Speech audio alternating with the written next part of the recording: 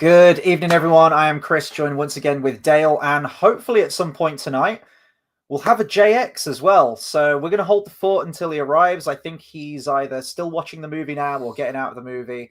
Time differences being what they are. Yeah, I know. If only we could warn him. It's too late. It's too late for him at this point. He's too far gone.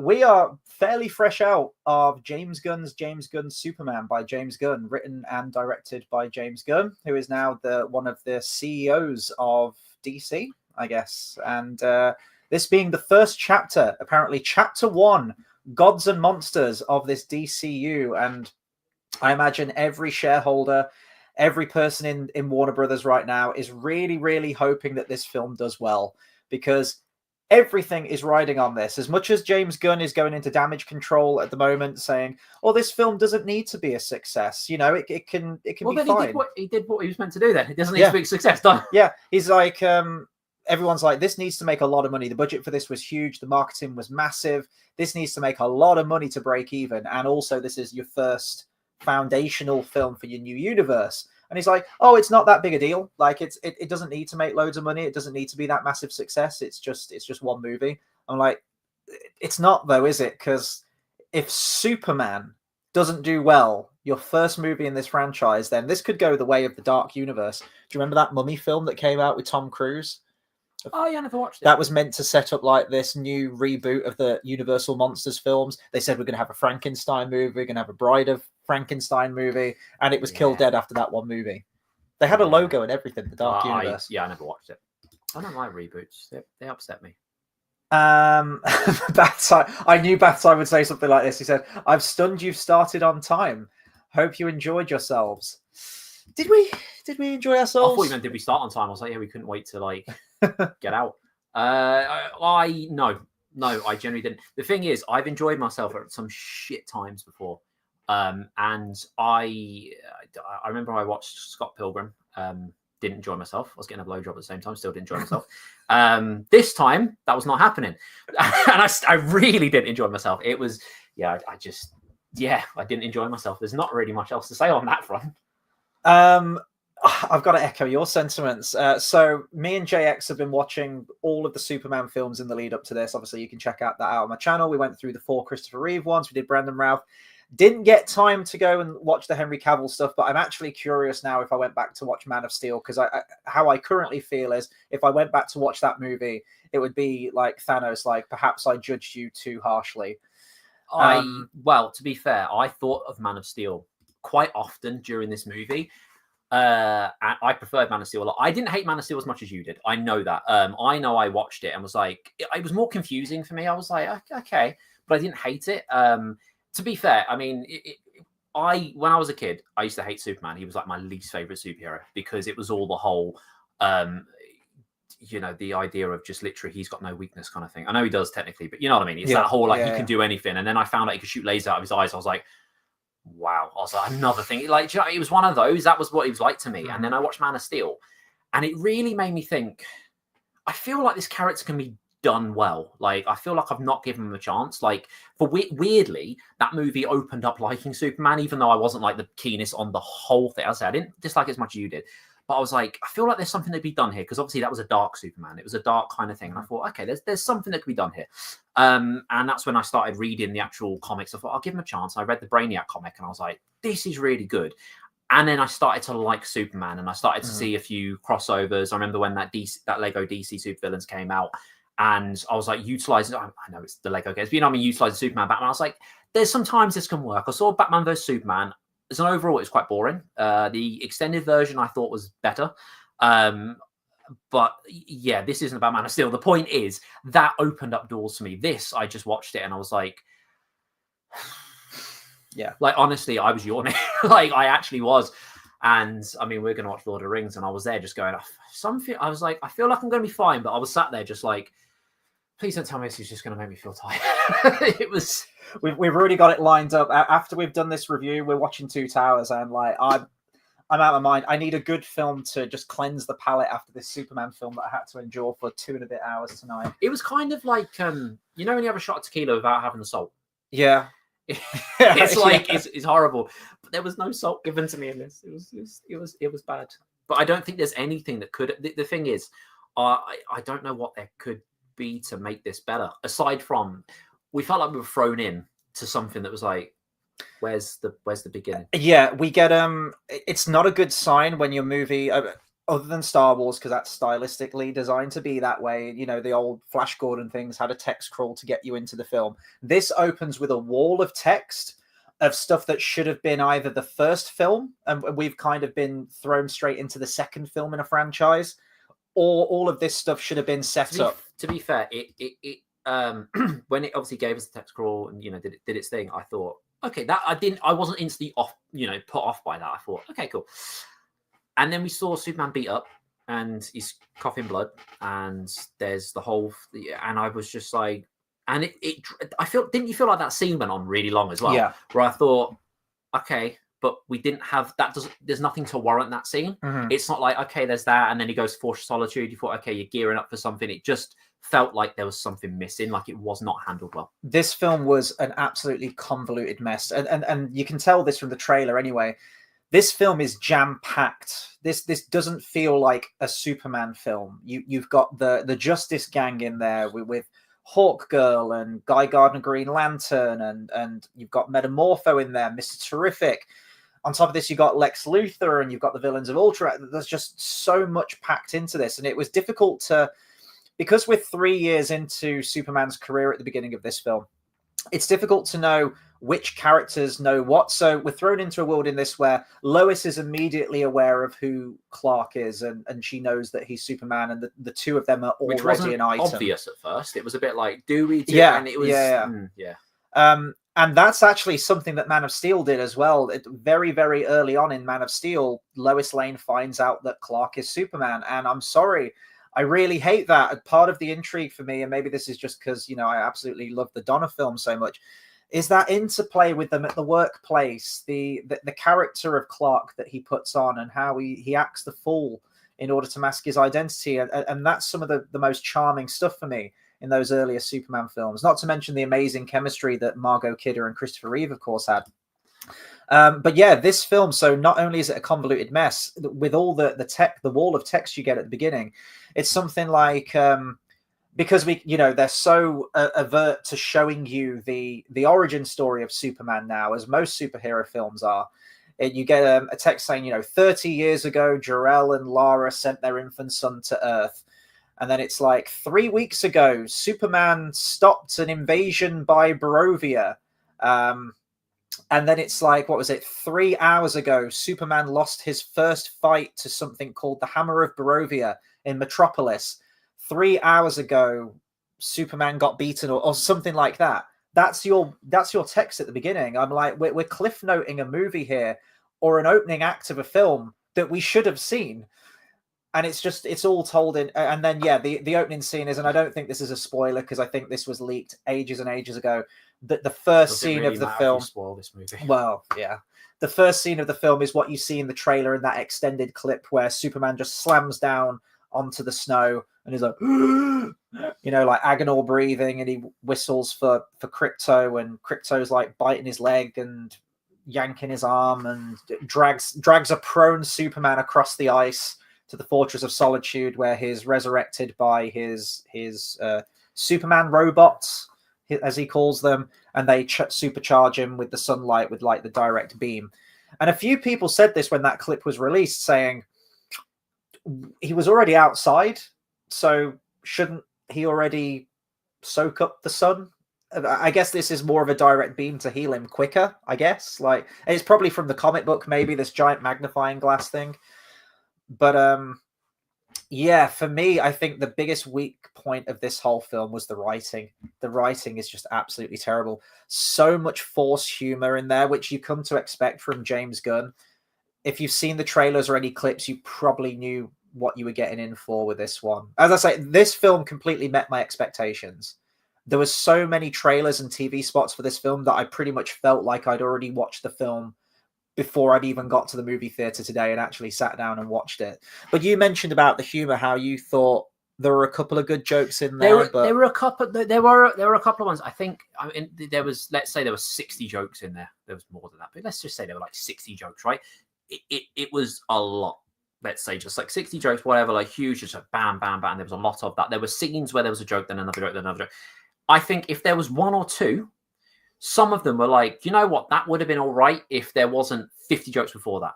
You know, that would have, or like the actor could have maybe delivered it a bit better. That could have been like, there were a couple of times I'm like, I don't think humor's unwarranted in this, but it just felt like it was just like it was trying to be a kid's movie. And then there was like bits of swearing in it, which is again fine for it, but it was like, okay, 1 minute you're doing this, then you're doing this. It's like, look, if you had one or two jokes and then you had, you know, a bit of swearing in it, making it cool, fair, but you didn't. It was just like joke, joke, joke, joke, joke, joke, joke. And then they'd be like, you piece of shit alien. Yeah. And I'm like, but that does, it just all just felt wrong. I mean, I'm a firm believer and I do like things that are inconsistent. I know a lot of people don't, and I know it comes across sometimes with people think, oh, he doesn't know what he wants to be.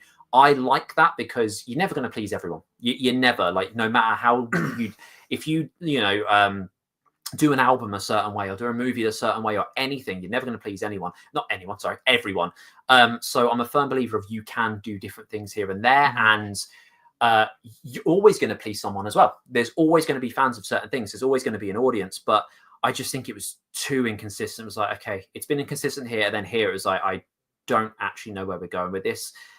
I couldn't wait for it to end. I haven't seen a bad, no, I have seen bad movies, but I haven't seen a movie that's so bad that I thought, I'm really just getting bored of this. Like sometimes if I go and see a movie and I think, you know, I'm like, I'll see where it goes, or, you know, it's funny to it, but this, I genuinely just lost interest so quickly. The issue for me with this is it's you know, root, stem and twig, it is James Gunn, who has proved himself pretty successful in like the anti-hero team up movies, you know, your Guardians of the Galaxy, your Suicide Squad, where you take this ragtag team of ne'er-do-wells and, you know, they're sweary, they're like quippy, and so I just like anything but a kids movie. I'm like, no, but it was a kids movie. It was literally like a children's fucking, it's like an episode of a cartoon or something, wasn't it? Not in a good way though, because there's so many kids things I absolutely love, but this was like, oh, we're dumbing it down, and it felt so like, what? And like just even the way the graphics and the colors were so like, the way it was shot as well. Yeah, it felt like a CW TV show episode. You know, like the really bad episodes of like Supergirl or something. It looked like that at some points. But then you'll have a character go like, "Oh, piss off, dickwad," or something, and it's just like, oh, it's just, and that's the James Gunn sort of mean-spirited, angsty, juvenile humor. I'm turning into a kid now. No, it wasn't. Yes, it was. It fucking was a kid. I'm just turning to a kid and I'll go, yes, it fucking was. I'm gonna be the louder voice here. But it is just that mean-spirited humor that James Gunn has. And also, if you've seen any of the marketing for this film, you know that James Gunn's hubris and you know, lording himself over everything. He's appeared in more promotional material for this thing than any of the damn actors. You know, he even self-inserted himself into Creature Commandos, which was that animated thing. And he does the same with this. So I'd say like the general theme of this film is cancel culture. And as we know, James Gunn temporarily got cancelled by Disney right before Guardians of the Galaxy 3 was about to go into production. They bought up a bunch of like old tweets about him where he was kind of being like a creepy pedo, in you know, for want of a better word. Some very, very dodgy tweets from his past, but you know, he said, well, this was the old me, these were just jokes, and Disney were like, no, we're gonna get rid of you. And he was temporarily cancelled from directing for a while, and then he came back, and obviously he did direct Guardians of the Galaxy 3. This felt like that. The main plot of Lex Luthor in this film is that he's trying to launch a smear campaign against Superman okay, so Lex has created a pocket dimension. He's got a portal to a pocket dimension, like a rift in space and time. And in this rift, he's got a bunch of prisoners who he's thrown in there, and also a team of intergalactic monkeys at keyboards hashtagging super shit. The leaks were true. The rumors were true. This is the thing. It's that kind of shit that made it a kiddie movie, in the sense of like, I get the whole like, oh yeah, someone's head gets blown off, or like, oh, they're saying, you know, it's like, but that's such a kiddie thing that's just so cringy. It's that kind of You know what I mean? It's that kind of weird, kind of like, look, I'm not 10 years old. I don't need this hashtag super shit. It's like it's like if it's like, you know, it's like, I don't know, let's say you're walking down the road and someone gives you a really weird insult for some reason that you're just like, I mean, we're not 12 anymore, but cool. Like, it's that kind of thing that's like, I know you're using a swear word, but I mean, I used a swear when I was 10 years old. Like, it's that kind of thing. It's such a, you know, the amount of times because I'm such a, you know, I hate people being happy. If I watch like a movie and someone like kisses, if I'm sitting there on my own, I literally always, without fail, I'll sit down and go, gay, every time. That's such a kiddie thing. But like, this is what I'm saying. It's that kind of thing that's like, it's adult humor in a way. It's not something you want a 7-year-old to look at, but it's such a, I don't know. It's just thing is, you can rubbed you the wrong way. If you look at the Donna Superman, you can absolutely have corny things. You can absolutely have humor in your movie. But those films just treated the character with so much more gravitas and reverence to the character. There was like a stoicism to the character, which I really appreciated. In this, you know, you see this in the trailer where Mr. Terrific, Superman's just been beaten up by Ultraman. And Mr. Terrific's like, quit sleeping on the job. We got important work to do. And he's like, I'm not messing around. I'm trying to do some important stuff. But see, this it's again, like, that's not Superman wouldn't say something like that. The thing is, again, it's things like that where I'm like, okay, you know what? If we had, let's say that was one of the 2 to 3 jokes, I think they could have made things like that work. But it was just so like, then hearing Superman say something like Lois Lane, they're doing like a mock interview at the beginning with Lois Lane. This scene goes on for fucking ages, by the way. Lois Lane's doing a mock interview with Clark, as Superman, and she says, "What do you think to the people who are talking shit about you on social media?" And he's like, "I don't have time for that. Superman doesn't have time for selfies." I'm like, what? Who fucking wrote? Well, I know who fucking wrote that line. It's James Gunn, but that is a terrible, shitty line. And then she's like, "Oh, so wait a minute, you're now referring to yourself in third person? Did that just happen? When did that happen? When did Superman start referring to himself in third person?" And it's this claptrap jargon that goes on for like 10 minutes of the two characters like shouting and arguing over each other. Lois Lane is abrasive as hell in this. There is no sort of charm or genuine like romantic connection you feel between the two of them. The two are bickering and like always butting heads, and all. She's so argumentative in the film. It's just, she's not a pleasant character. I hate the whole, I think you missed the themes in the movie. It's like, you know when your teacher's reading your book and say that the author was thinking this. I'm like, no, they fucking weren't. They were just like, this sounded cool. Yeah, the amount of times she like, I just did that for a okay, here we go. Cool. Secret Dance Move says the whole point of the movie was showing a more human side of Superman. Too much of a human side. Where he's like, he's crying and shouting. That's what I mean. Like, I get the whole idea of you go, okay, there's a more human side. Fair enough. But it's like, it just showed a way too human. He didn't feel like Superman. He didn't feel super. No. In any way. Like, yeah, you can say, oh, he did in some ways. Like, they're a little bit, it's like, yeah, but Superman, like I said from the beginning, the reason I hated Superman when I was younger was he was this big, like, he can't be touched kind of thing. And in no way did the character feel like that. Yeah. And I get your people probably there like, yeah, but that's what you hated. It's like, yeah, but that's still what the character is. And you can play that properly. As I say, the more I, looked at Superman and read comics, that can be done well. This was just like, oh, we're just going to constantly just make him human. It's like, but the point is he's supposed to be larger than life. And then he came in and he would hold like the fucking Godzilla, whatever jigs, like, Kaiju, foot. Yeah, it would hold the foot. And I'm like, okay, cool.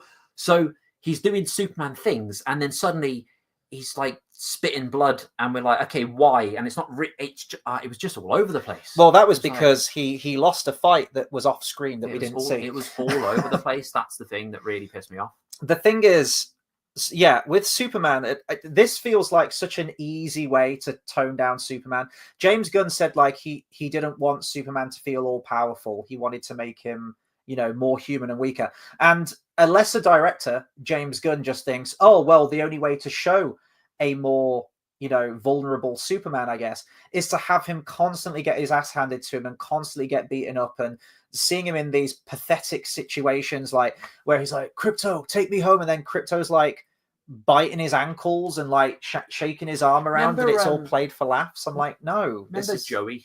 When they did that spin-off from Friends, and it was the whole Joey as a character was this ladies' man. He was like that kind of guy, and then it was like, okay, we want to mature the character, so he falls in love more. He does this, But it's like there's a way to do that without making him look like a desperate little child that can't do anything anymore. And that's what they did to him. And it's like, you don't need to emasculate someone to do that's it. Yeah, completely emasculate. Just, oh yeah, he's got to lose every single fight. He's got to look like an absolute buffoon while he's doing it. And it's just, no, that the vulnerability of Superman comes from like putting him in situations like the original Superman film where Lex has 2 missiles, you know, one going towards the people and one going towards Lois, and he's like, you're never going to be able to stop both of them on time. It's pretty, you know, it's a tropey thing to do in superhero films now, but it's those things that Superman can't control. It's things like where Pa Kent dies in the original, and you know, he can save all of these people, he can do all these wonderful things, but when his father has a heart attack and drops dead there, it's just something he can't control. It's almost, you can go sort of like the messianic route as well, which Zack Snyder really did with his film, where he is the last son of, you know, he's the last son of Krypton. It's kind of biblical, and he's hearing all of the world's problems. They did this in Superman Returns as well. And he can't be everywhere to save everyone. This is sort of like Superman's penance, if you will. Did not expect to mention the Joey spin-off show. I've done that a lot, where I mention random things. Metamorpho's son is called Joey in this film. Yeah, exactly. So it all links. But I do that a lot, don't I? I'll mention something where someone's just like, I didn't expect that to come up in, like, what was it? Like, hats off to getting Kingdom Hearts in a Star Wars review. But I just going to something that Bath Time says here. The conflict for Superman has always been the union of his Kryptonian side with his human side. You want to tell? I'm going to say like the most mean-spirited thing in this movie that, and you know, there's moments in the Snyder films. There's a lot of moments in the Snyder films that I don't agree with. One being the death of Pa Kent in that film with the tornado, because I'm like, that is so out of character for Clark and Superman. Irregardless of what his father said, he would have absolutely have saved his father from that tornado. But in this one, the absolute injustice that is done against Jor-El and Lara, his biological parents. So Bradley Cooper plays Jor-El. I'm not sure who plays Lara. We begin the film where Superman was given a video message of his biological parents, and this video message got damaged in transit, and they're speaking in a native Kryptonian alien language, and the Superman robots have translated it for him, and they say that, you know, they're sending him to Earth for a purpose, and, you know, they love their son with all of their hearts and whatnot. But the message is scrambled. It's been damaged, and there's a part of the message that's missing. Later on in the film, Lex very, very fucking easily breaks into the Fortress of Solitude, which is really weird. So Lex has got like a bunch of cronies. He's got this chick who can sort of turn into like nanobots, and then he's got Ultraman. And this woman who can turn into nanobots, she's walking in the Arctic. She's trying to track down the Fortress of Solitude. And when she initially approaches it, the Fortress of Solitude almost sort of like picks up that this is an intruder, and it shrinks back below the ice out of her reach. But then she shows up later on in the film with Lex and Ultraman, and the Fortress of Solitude just reveals itself, and the automatic doors just let them walk in. So they destroy all of the robots, and they manage to recover the missing part of the message. I don't know how she does that, but she somehow manages to get this piece of data that was damaged.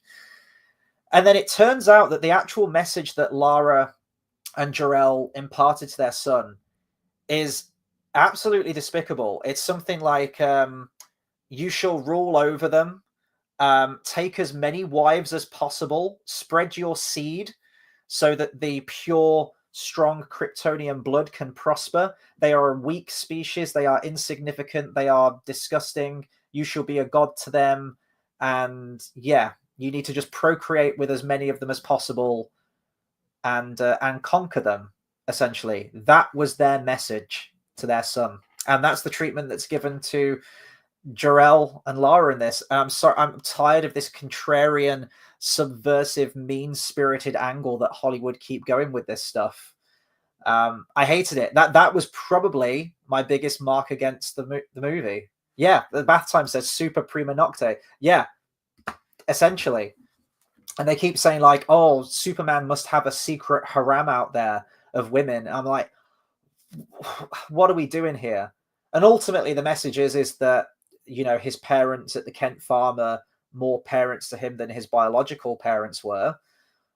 But you didn't have to drag Jor-El and Lara's name through the mud.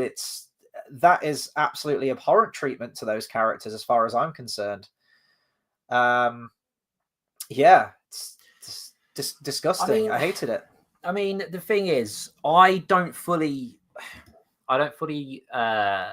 agree that that's a bad way to go about a movie, in the sense of, the whole because Thingy says on there, the whole they want him to be a god on Earth. I don't disagree that that's a bad way to go about it. I just think it was like, okay, we've got this, and it was just delivered really badly. Like the whole, what was it? We've got all our linguists and stuff working on it.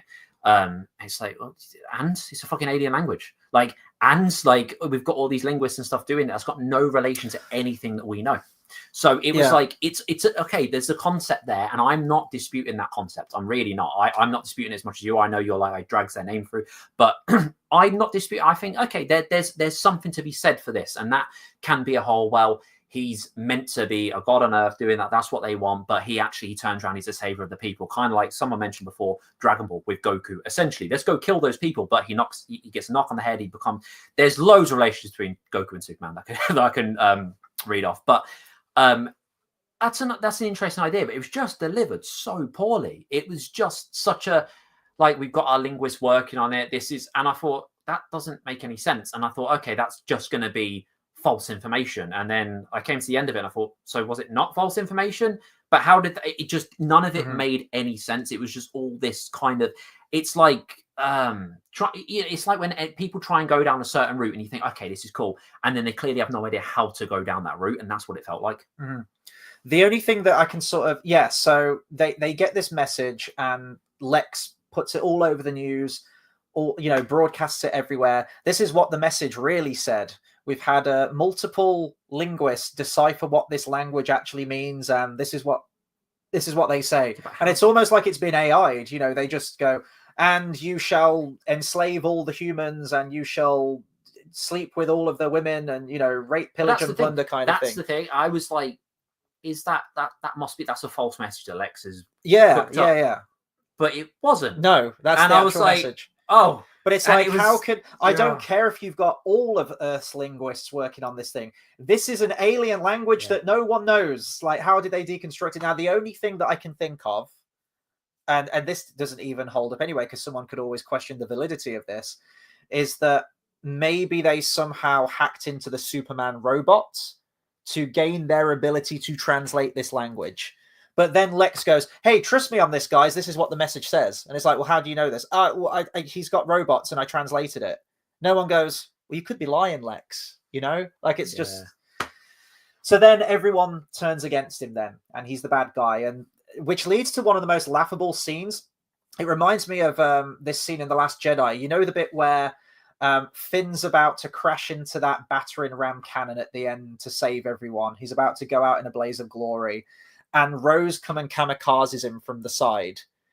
And then she's like, this is how we're going to win. Not fighting what we hate, saving what we love. Right at the time in the background, the fucking door is blown apart by the First Order, probably killing all of their friends. She's like, no, I saved you because that's the right thing to do. So you know how you've got something like comical as shit in the background, which goes completely against the message of what we're seeing in the foreground. So Superman's like really miserable at this point. The whole internet's turned against him. Hashtag super shit. He's learned this shocking revelation of what his parents actually wanted him to do there.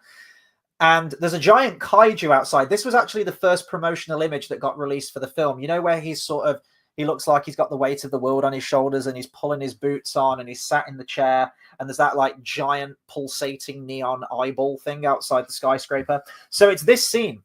So this kaiju is just laying waste to Metropolis outside. And he's just sat there in his chair. He's like, and Lois is like, you're not going to go and help the Justice Gang fight this monster? And he's like, nah, it's an interdimensional imp. Like, they've got it handled. They don't need me out there. I'm like, that is so against Superman. I don't care if the whole world has turned against Superman at this point. It is Superman's character to get out there and fight no matter what and help them and help stop this threat to Metropolis. But no, he's going to sit there. He's going to drink a cup of coffee. He's going to be miserable. Like, this is... It's just right there in the background. It's right there. Like, go and save them, Superman. What are you doing? That's where you need... You know that line where Gus Fring talks to Walter, and they're in the super lab, and he's like, "Nope, can't do it. I'm not going to do it." And he's just like, "What is a man? A man, fight. What I can't remember how he says it, but he's like, a man provides for his family, even if he's made to feel worthless." And you need him to come in and say, "You might feel worthless, but what are you? You're supposed to be fighting for." That's what you needed. You need Gus Fring to perk him up a little bit. I love this. Bath Time says, "Did you know one of the earliest records of a recorded written language we have is a guy writing a complaint letter about shit copper he bought?"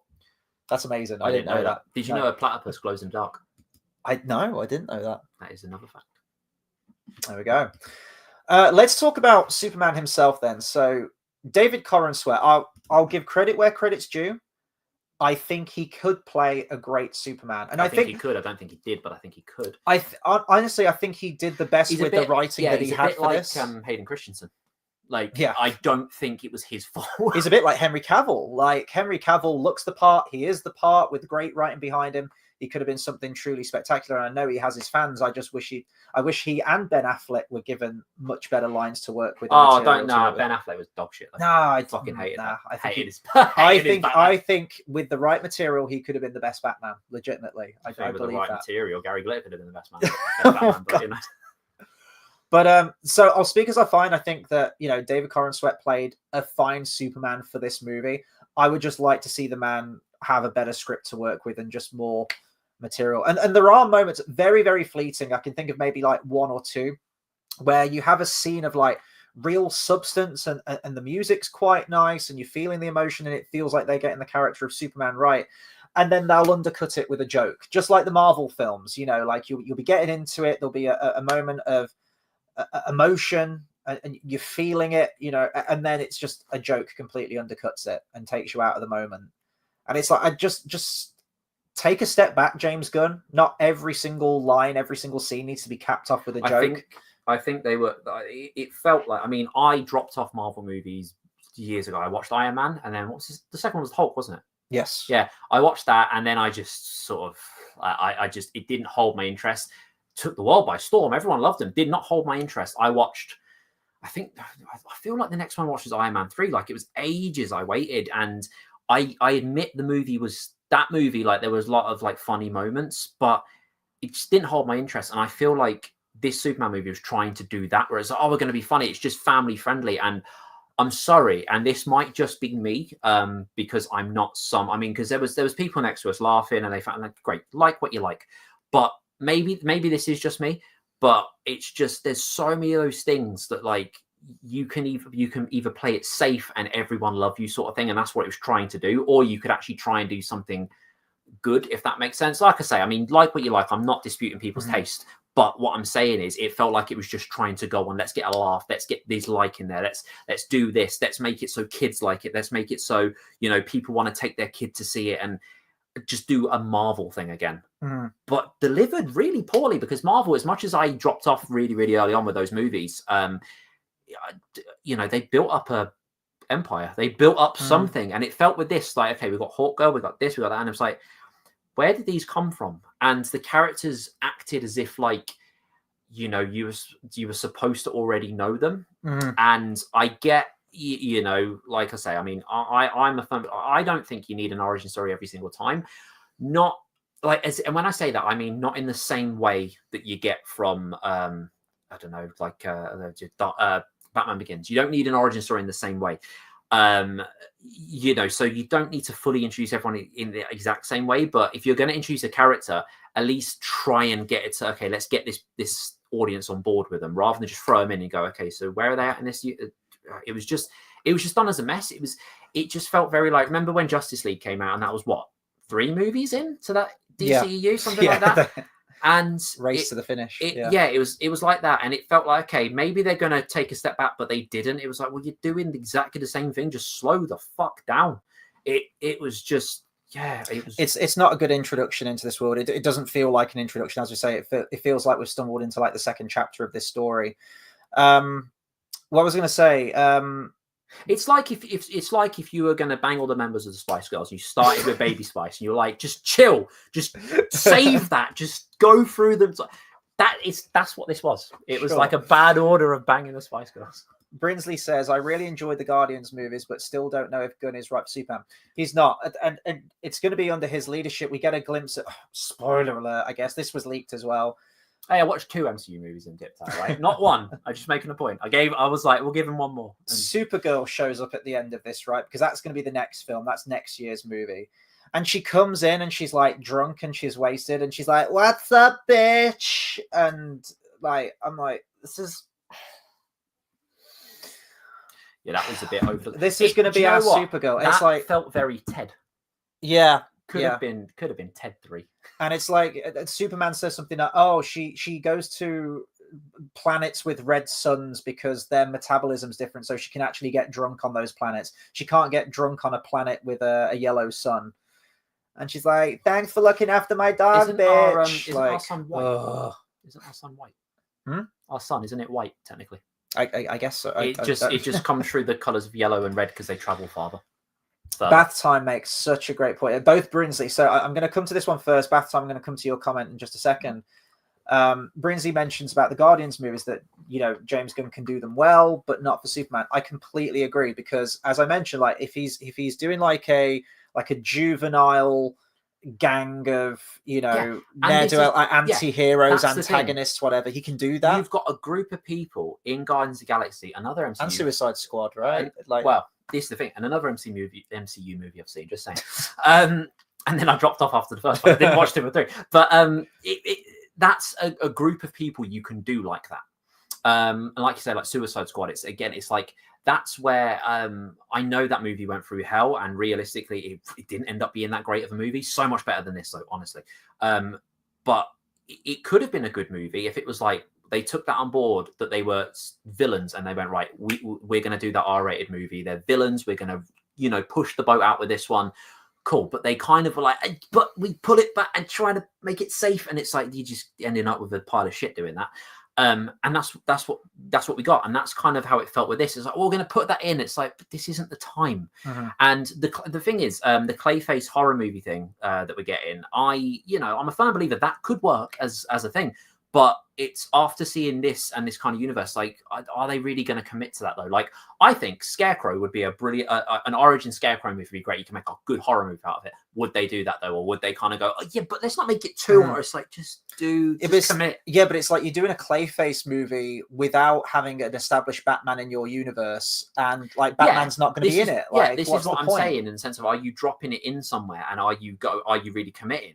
But if they just had a standalone Clay, I think that could work. But are they? I mean, we could be surprised by that, but they're dropping it in something that's like, does this really go in here? And it's like, remember when they put Bane in the Dark Knight trilogy? I was like, you were doing so well for 2 movies.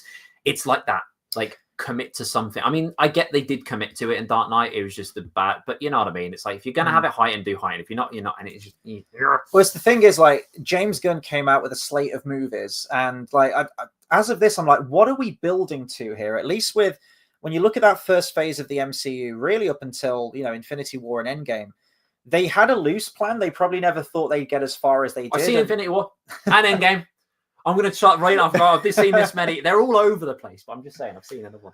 And, there was probably a lot of, we're making this up as we go along. We've got like a rough idea. At the end of Iron Man, you have the post-credit scene of Nick Fury saying, I'm here to talk to you about the Avengers Initiative.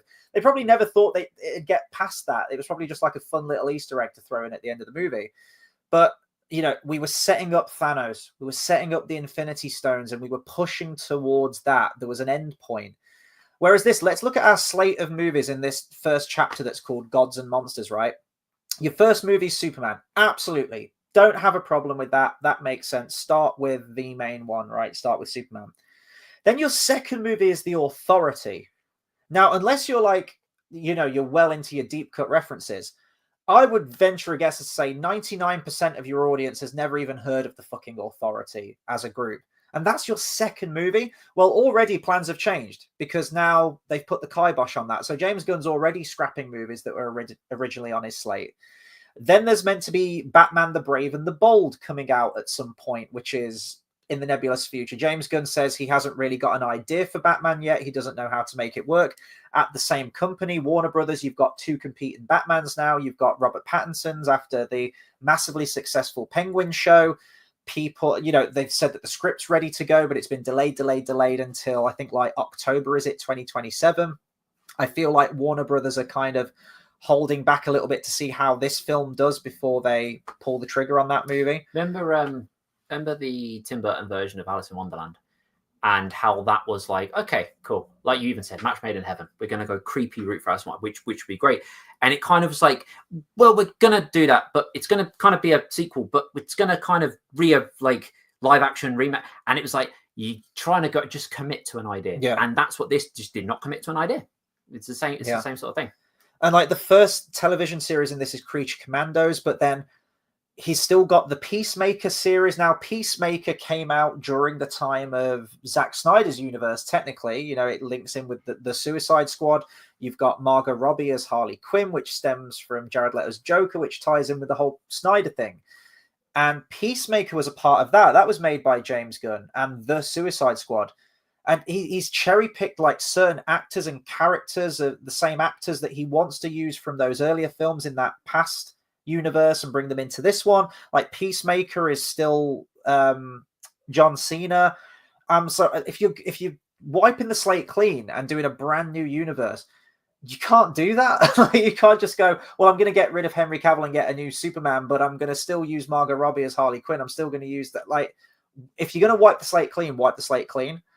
And then there's Supergirl, which is going to be our second film. I'm sorry, like, do you follow Superman up with Supergirl? If you're building this franchise, personally for me, you'd go Superman, Batman, Wonder Woman, Green Lantern, Flash, maybe another like member of the Justice League or something, and then you do your team up movie. I really want a good Flash movie. I like the Flash. I do like his character. I really want a good Flash movie. It's not going to happen, though, is it? And then they're doing a Swamp Thing movie. And you know what? Right? Like, okay, Swamp Thing. One thing Swamp Thing did really, really right. Remember Injustice? Was it Injustice, the games? Like basically Mortal Kombat? There you go. It was Injustice, yeah. Swamp Thing was in Injustice 2. Had the fucking best fucking ultimate move ever where he just like literally just snaps you like that. That was brilliant. Swamp Thing is great. Is that like Bane? Like Bane move. He doesn't do it on the back. It's like, what was it? It's like takes you underground or some shit. And then there's like this big fucking stalagmite. Yeah, I know the fucking word. Yeah. And like just snaps you on it. And it was so cool. It was great. Let's see here. Bath Time says, I think Superman is really hard to do in this day and age. I agree, especially for modern day Hollywood, where it seems like virtues are just completely out the window. So there's no reverence really for these characters. It's all very really hard to do superficial. Fucking Hollywood these days as well, like a good, strong female character, because all they do is they rebrand male characters. Go, we're gonna make the Penguin female, or we're gonna make the Silver Surfer female. And it's like strong female characters do exist. Remember Tomb Raider? She's cool. We like her. We didn't have to rebrand a fucking male. Remember? Like, you know what I mean? They exist. Modern day Hollywood just, for some reason, just can't do anything. And modern day Hollywood are one of the most sexist, racist things in the world, because they bang on about, oh, you need, a strong female character and stuff. It's like, well, let's just, regender a male character. It's like, well, technically, what you're technically saying is there are no strong female characters. So in that way, you're actually being really sexist. No one else is. But by making a point of you're not sexist, you're being sexist. Yeah. Hollywood just has this. I don't even know what's going on at the moment. It's really upsetting. Like, it really is. The thing is as well, it's so difficult to do Superman in this day and age. It shouldn't be difficult, but it is. Superman is the poster child for like America, right?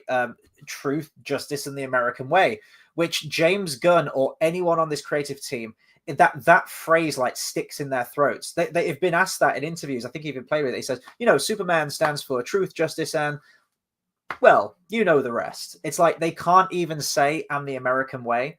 It's like they're actually ashamed to be American or be patriotic now. And I'm sorry, but that's what Superman is. It'd be like making Captain America not patriotic. I'm like, are you fucking kidding me? Like, that's why he was created. So in the original Donner films, you have moments where, in the Lester cut of Superman 2, he's flying the Stars and Stripes flag and putting it on top of the White House and, speaking to the president saying, like, we're all in this together, Mr. President. Yeah. And that's cool. Like, I'm not even American, and I get fucking patriotic from seeing shit like that. I love seeing Superman fly past an American flag, even in the Sam Raimi Spider-Man films. like that shot at the end of like the final swing away, he gets to the top of the Empire States with like the flag, like because the thing is, so good. Social media and all this, and everyone having an opinion put out there has ruined everything. Hashtag super shit. The thing is, I'm all for everyone having an opinion. You do what you want, but it's the fact of everyone on social media has allowed this big opinion, and the world for some reason tries to. It's the whole, like I said before, you can't please everyone, and that's just the way of the world. But they're just trying so hard to we need to please this, we need to please this, and in turn, you're just being a prick. Yeah. And that's all that's happening. It's just like, remember the ancient one? Fucking thing. In Doctor Strange, Tilda Swinton, which I haven't seen. Just making a point. It's because they have to think. They go through all these mental loopholes in their head of how this could be perceived as racist, or it's going to piss off some kind of minority or something like that. It's like, yeah, but we're not thinking about that. You're actively thinking about that. It's like, we can't have the ancient one be like this Fu Manchu sporting, like ancient old Asian guy, because it's the old Asian man stereotype. So what if we do like an Asian woman? It's like, well, no, because that's also a stereotype of like the ancient Chinese soothsayer old lady. So we can't do that. It's like, okay, well, let's just make her a white woman then. It's like, oh, but now we're going to piss off, Chinese demographic or whatever, because, we can't have the character be that. But then they go for Tilda Swinton, who is the whitest of women. And it's like, okay, so now you've taken that role away from an Asian actor. And yet what are we doing in the name of what? And yet, being inclusive. And yet you've got a video of Warwick Davis sitting there eating mini rolls like it was all planned. Yeah, would they just be like regular size? That's what I'm saying. Yeah. And I think he's got mini cheddars as well. It's like, you couldn't write this. This is a great point. Bath Time says they have no idea that the two quintessential strong female characters in Sarah Connor and Ripley are essentially defined by motherhood. Yeah. There is a strength in femininity, which Hollywood seems to have forgotten. It's like, what was it? Because it hasn't the whole thing that J.K. Rowling been bashed because she basically said that, like, because they were banging on about all these trans people, men can have periods and stuff. She's like, well, no, men can't have periods, and it's only women. And she was like, because what makes you be a woman? But all that kind of stuff. She was basically just saying, I'm proud to be a woman. She was like, and she even said, she's like, I've got nothing against trans people. And it's like, and it's just taking that. And you're just turning it into something where it's like, well, you can't. The whole thing is just. I will say though that with this film, there wasn't like any. I didn't come out of this going like, oh, that was woke, or oh, they were pushing this agenda or anything like that. I never had that, and that was really refreshing to go and see a new blockbuster that didn't have that. It might have not been woke or trying to do that, but it was just trying too many things of like, we're going to please this, we're going to please this, and it's just another example of. Stop trying to play. Just do a movie, because the best things always come from the original ideas are always the ones that take off. Like the big ideas, like you think about bands or movies, or like, because when Star Wars was around, like when the first Star Wars came out, it was like nothing like that had ever sort of been done. So any sort of like, if you have this new idea and you think, I believe in it, you stick to it rather than like, okay, but we're going to try and do that and be the same as this. And the most you'll get is another mediocre kind of like, well done, like, and that's the thing. And there's so many bands out there like that. There's so many movies. There's so many books. There's so many things. But you've got to think the things that make it big, or the things that you go, do you know what? That's actually a good idea. Are the ones that stick to one idea rather than go, oh, but I want to do this because this appeals to. Stop fucking thinking about who it appeals to. And that's what I think this movie was. The big thing about it was, trying to appeal to everyone, and that's why it was written so badly. Yeah, the writing it's one of the worst written movies I've seen in like we were saying, like, because I said this is probably one of the worst superhero films I've ever seen, and I've seen a lot, genuinely, and I was trying to compile a list in my head of superhero films that are worse than this one, and you asked me, you said, do you think that was a better movie than The Flash? And I was like, oh god, like The Flash was sort of like entertainingly bad, like the really shitty CGI in there. Like, that's what I was saying about J.K. Rowling. It's true. It's like by erasing sex, you're erasing that whole like what the was lived the word? Reality of females. Exactly, and that's the thing. It's yeah. When's J.K. Rowling coming out? Bath Time says, when's JX coming? I can guarantee he's going to absolutely love this film, and I can't wait. Didn't I say to you? What did I say to you before we went live? I guarantee he's going to love it. It's going to be a Last Jedi situation, 100%. Guarantee. I want to talk just about the look of this film, because I'm conscious that I've got some kind of like lens flare going on right here. But there were so many lens flares in this movie. There's moments where it's just like the camera may as well just be panned up to like the light like that. You can't see shit. It's just lens flare. I really thought about it when I was literally just there, just like the writing's awful. I was like, nothing's going to save this. And I was looking at every shot, going, okay, what's the saving grace of this? This shot, and I was like, this, and I was like, that looks. Do you think it was overly coloured as well? There was some bright that you were like, that doesn't need to be that bright. It feels like they've completely overcompensated from Man of Steel. People with Man of Steel complained that Superman never saved anyone, that it was very, morose and just dour and miserable, and it was desaturated, and there was no color, there was no vibrancy, which are all true and all valid criticisms against those movies. But this one, it was like, right, saturation cranked up to full. We got to make it wacky and hit with the kids, and we got to have Crypto, who's going to do like fun little puppy dog antics constantly. I've never hated a dog so much. They just like massively outstayed their welcome. After the first time, it's like, yeah, I'm over it, but it was all over the marketing, wasn't it? And it's just, there was that one shtick with Crypto that he never listens to Superman. And the reason is we find out at the end that he actually belongs to Supergirl, and she's like, I don't need to listen to you, bitch. Like, she has no control over the dog. She has no boundaries. She has no boundaries for herself, and she certainly has no boundaries for her dog or discipline. She's going to be like riddled with like fucking daddy issues or something in the next movie, and chlamydia. Yeah, quite possibly. Yeah.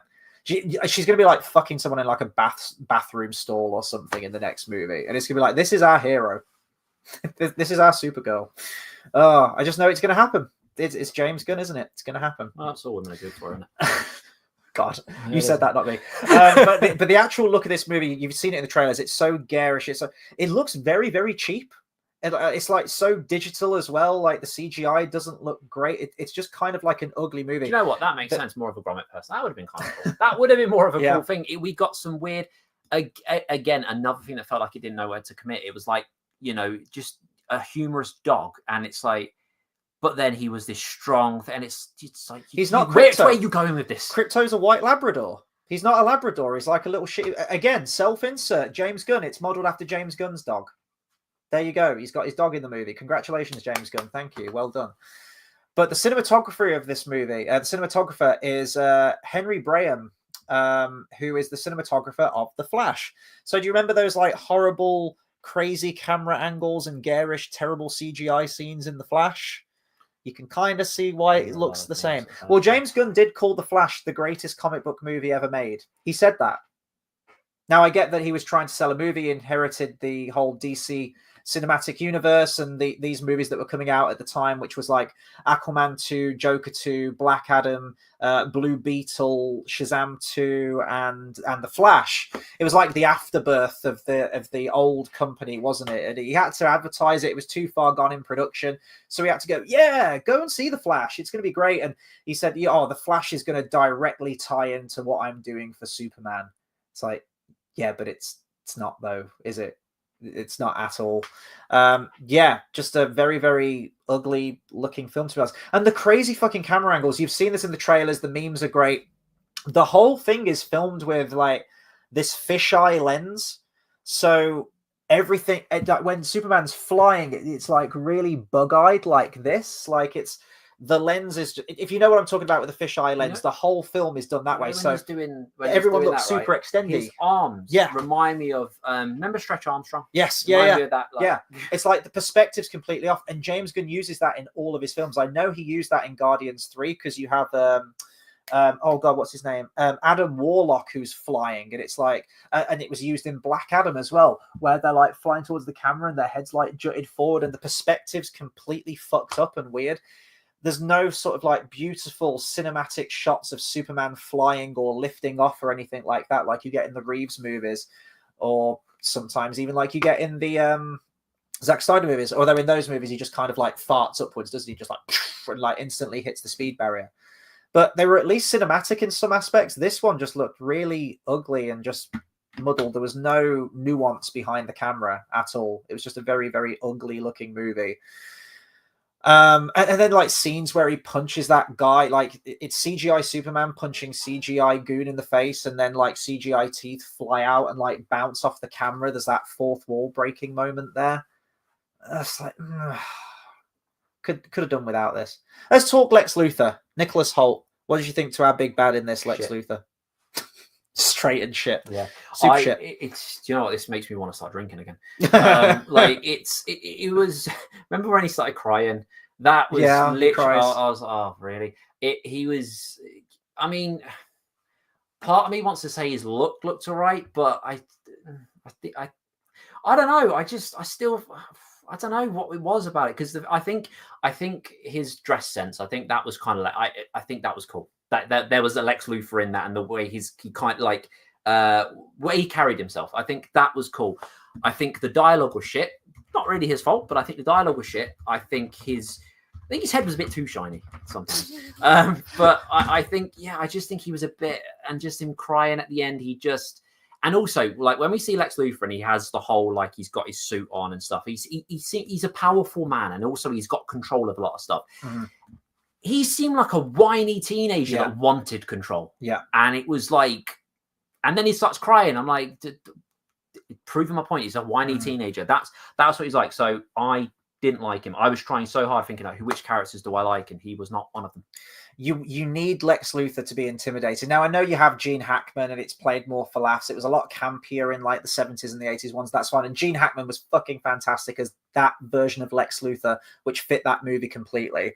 I do think Nicholas Holt's a great actor. I will say I preferred this Lex Luthor much more than Jesse Eisenberg's. That is still the distinct low point of anything I've seen of any incarnation of that character. But yeah, there's no, like, the physicality's not there. He doesn't look like big or imposing. He doesn't command that presence or that sense of intimidation. If you think about the animated series, you have Clancy Brown doing the voice, and he's like this big, strong businessman who can just fix you with like a glare and you're instantly intimidated. There was none of that. Yeah, he's just screaming and shrieking around, and then when he loses at the end, he fucking cries. I'm like, what are we meant to be intimidated by this guy? And when he's fighting Superman, so he has Ultraman, who's like his henchman, right? And it's the same plot line from Superman 4, The Quest for Peace, is that he's spoiler alert, I guess, although this was leaked as well. Ultraman, if you know the comics anyway, Ultraman's a clone of Superman, right?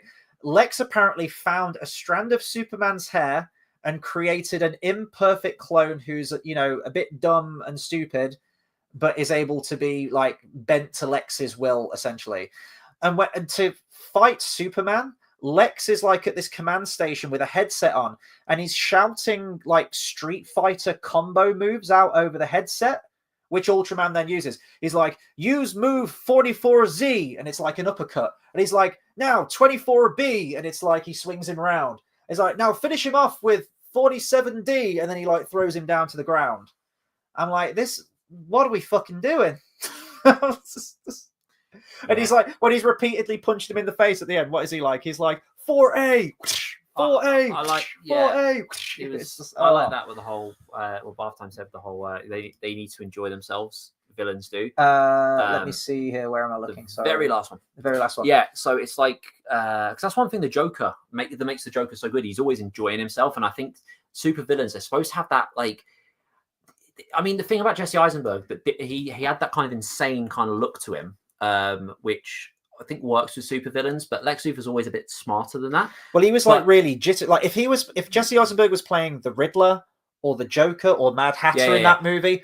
Perfect casting, but as Lex Luthor, absolutely not. So Lex Luthor's a bit more intelligent, but he's still supposed to. It just seemed like he didn't.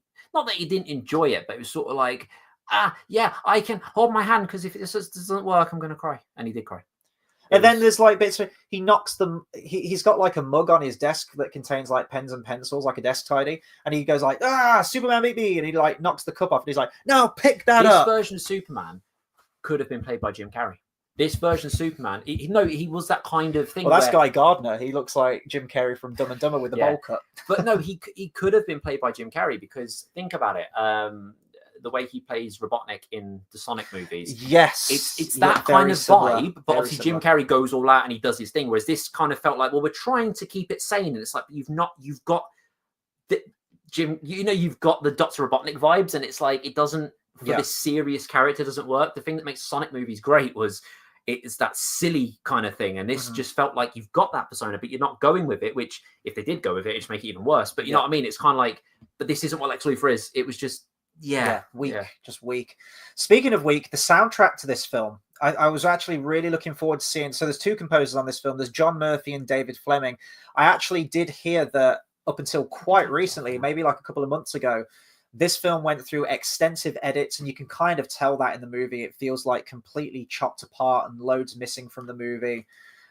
Really, really just kind of slapped together and incoherent at times. But I heard that they got a brand new composer in as well to redo the whole soundtrack. They do use the little motifs of John Williams' Superman theme, which I love that theme. And to me, that is the quintessential Superman theme. But it's the theme for the Christopher Reeve Superman. Do you reckon they're going to do that with Harry Potter? They're going to have use John Williams. That's the thing. Look, if you're completely reboot the soundtrack, as far as I'm concerned. Now, I know that Superman Returns was kind of a reboot, but it was also meant to kind of be a sequel to Superman 2, so they continue to use the John Williams music there. Whatever. Man of Steel comes out, fresh reboot, and you have Hans Zimmer and Junkie XL doing the music, and it's a brand new soundtrack for the character. And whilst I might not enjoy that soundtrack as much as John Williams, I actually commend that it was a new soundtrack. This one, you have the, was it like ba ba ba ba ba ba ba ba, and that plays every now and then in the film. The rest of the soundtrack, completely forgettable, absolute background noise. This is like one of the most forgettable soundtracks I've seen in a film in a long, long time. I can't, with that where it says you can't reboot certain themes. I get where people are coming from, but I think if you're going to reboot something, reboot. It's like if you like I say, if you're going to reboot it, I get there are some. Like it's a weird one because I get there are some things like, you think, right, this is just a staple, we're going to have that. But if you're rebooting and doing a new series, it's a new series. Yeah. It's like, that's for that. Yeah. New tone. Yeah. Like I get where people's heads at. Like I'm not fully disagreeing. Like I kind of see where it's like you want that crossover. But if you reboot, you reboot. It's like going back to the Harry Potter thing. I saw the new logo they did for it with has the scar in the middle and stuff. And a lot of people going, oh, this looks shit. And I remember looking at thinking, look, it might not be as cool as the original one, but this isn't the original. This is a new thing now. We were done with that. We don't need the same thing. Like I get where people's heads are at in the sense of we like that, cool, but this is a new thing. I do think, we need a new as an overall, new themes and stuff are needed. I know it is sad. Like if you were to, let's say, reboot Lord of the Rings and we've changed the music, I get it's going to be like, but it's a new thing. Yeah, no, I totally agree. It is, Brinsley says John Williams' Krypton theme may be one of my favorites of his themes. Yeah, the ba ba ba ba ba ba ba ba. Yeah, absolutely love that. I was listening to that on the drive there. Actually, I had like a compilation of different Superman themes on.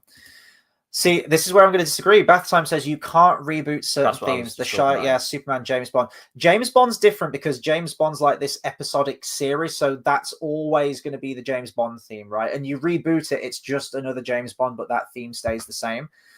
Superman, I would disagree because you just go through different iterations. Now, I'm not saying, you have like Shirley Walker, for example, who did the music for the animated series.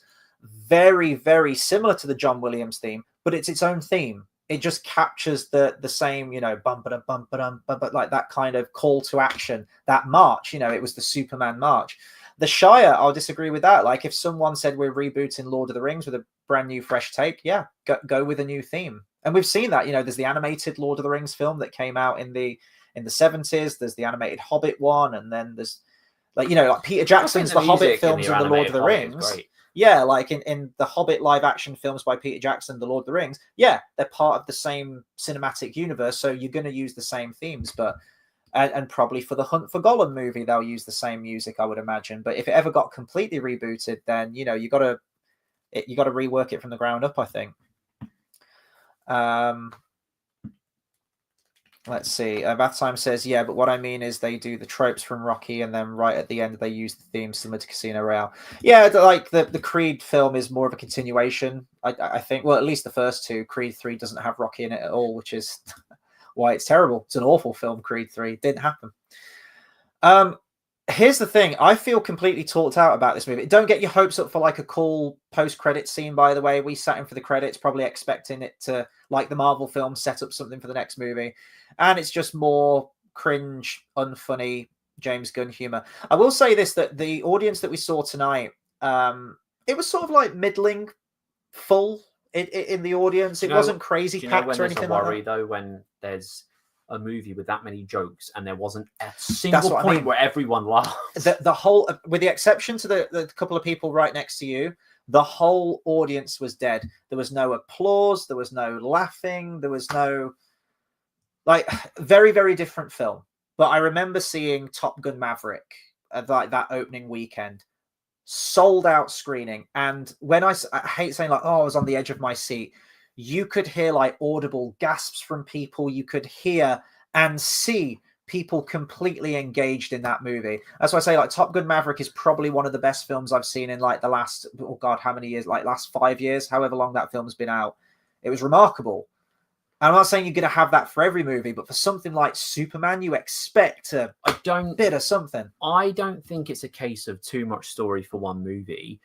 I think it's a case of like, but we didn't have an introduction to this stuff. So you've kind of jam-packed stuff where, you know, we should have already seen this. I don't think it was too much bloat for one movie in the sense that we got too much going on, but I think it was just sort of like, we've got this piece here, this piece. It's like, okay, but where's our introduction to this piece? This would have made more sense if we had an introduction. Or character bloat. Yeah, it was too many characters. You know, maybe take this character out. But I think plot-wise, I don't think there was too much going on plot-wise. I just think it was all very sort of like, but we didn't need this to happen here. We could have just had this, and this was just, you know, it's that whole kind of thing of like, do you want to be a master of something or just okay at a lot of little things? And it just became sort of everything was just kind of plastered in. It's like, well, you know, not too many things, but if you had just left that out and actually focused on that, you could have made that better. It was just, it was just, it didn't know what it wanted to be. And like I said from the beginning, I'm a firm believer in things like that, in the sense of, I don't hate that phrase because this is a clear example of something that just didn't know what it wanted to be. But I think it goes down to that whole, you're never going to please everyone. And sometimes having that just where you think, oh, the tone's inconsistent, is like, yeah, but sometimes I love things where the tone's inconsistent, where you'll have, I don't know, more childlike. You can balance it. Yeah, well. a childlike story. And then you've got like something where it's like, that's a bit extreme for a childlike story. You can balance it, like you say, but this was just a very prime example of like, you needed a bit. I feel like you didn't have direction. It was kind of like, well, we want this. Marvel did well because of this, and it just happened. It was like, but you didn't really think about this, did you? And I don't know if this is just me, and I don't know if like I didn't pay attention to it enough, but I feel like when we got an announcement for this superhero movie, I feel like it came out really quickly from when we got the announcement. I don't know if that's just me, but yeah. Well, I remember that there just weren't any trailers for ages, and it just seems like in the last month they've just gone fucking nuts with the marketing on this. Like, it hasn't been paced out well at all. But I agree with you. This feels like we've stumbled into the second chapter of a story. Like in the text crawl, it says that, you know, Superman's been Superman for 3 years.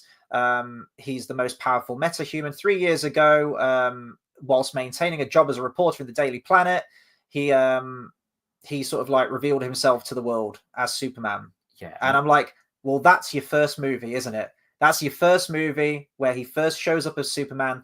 The world and us, the audience, are like, okay, so Superman exists in this world. We're seeing the discovery of this superhero in Metropolis for the first time, along with all of the other human inhabitants and Lois Lane.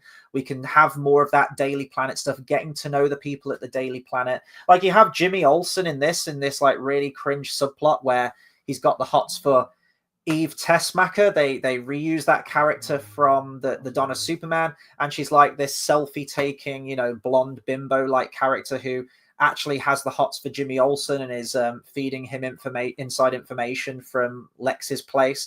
Also, we can't call it LexCorp now. We've got to call it LuthorCorp. And James Gunn was asked about that a few weeks ago in an interview, and he says the reason he changed it from LexCorp to LuthorCorp is that if you have something like, you have Trump Tower, don't you? It's always named after the surname of someone. You don't have something called like, you know, like the Donald Tower, you know, or something like that. Yeah, but this is called LexCorp. It's like, this is a fucking comic book though, and it's always been called LexCorp. And if you bring in characters in like Guy Gardner and Mr. Terrific, and you're going out of your way to make them look comic accurate, just fucking call it LexCorp. Like, I'm sorry, it just really bothers me, shit like that. It's like, oh no, but that's not realistic. But we're also going to make the entire rest. We're going to have them go into like a fucking interdimensional pocket dimension where there's chimpanzees typing it on Twitter, hashtag super shit. A flying man called Kal-El.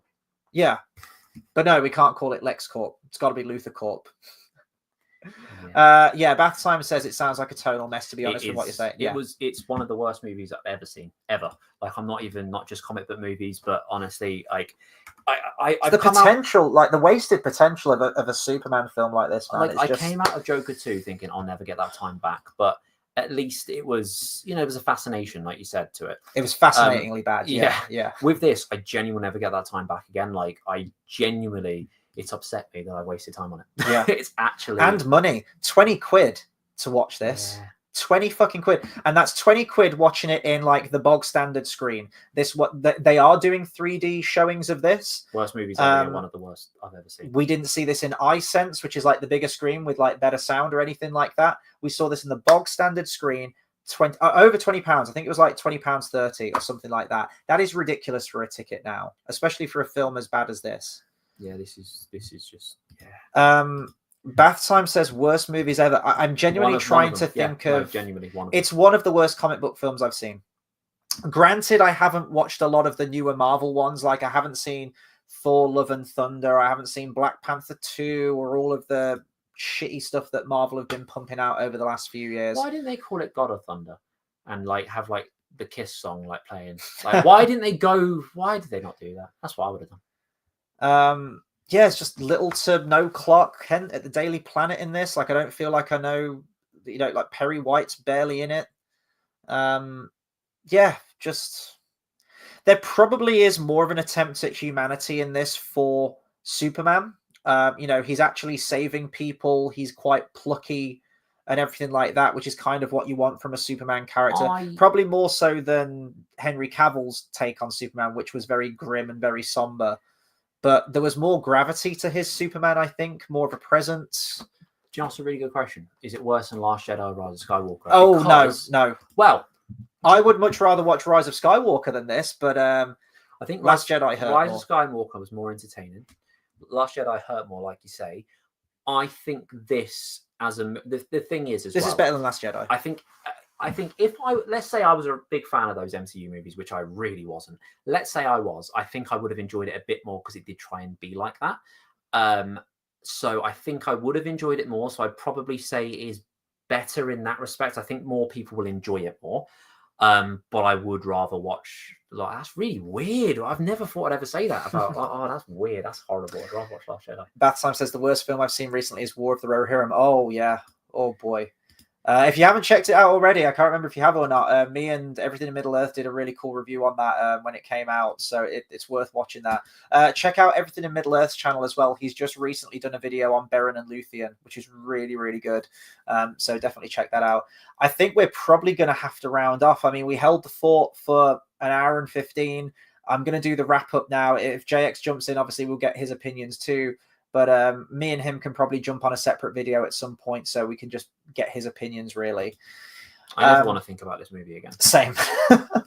If you do go and watch Superman, though, let us know your thoughts on it. How would you rank it among all the other Superman films? Made me not want, like, as soon as another one comes out, I'm not going to be excited. I'm going to be like... This has killed comic book movies dead for me now at this point. I mean, I was already... Just the Batman 2. I just want the Batman 2. I need this film to flop so that I can get the Batman 2, and I'll be happy. I need Quentin Tarantino to do his last movie, because this sort of thing hurt me up a little bit.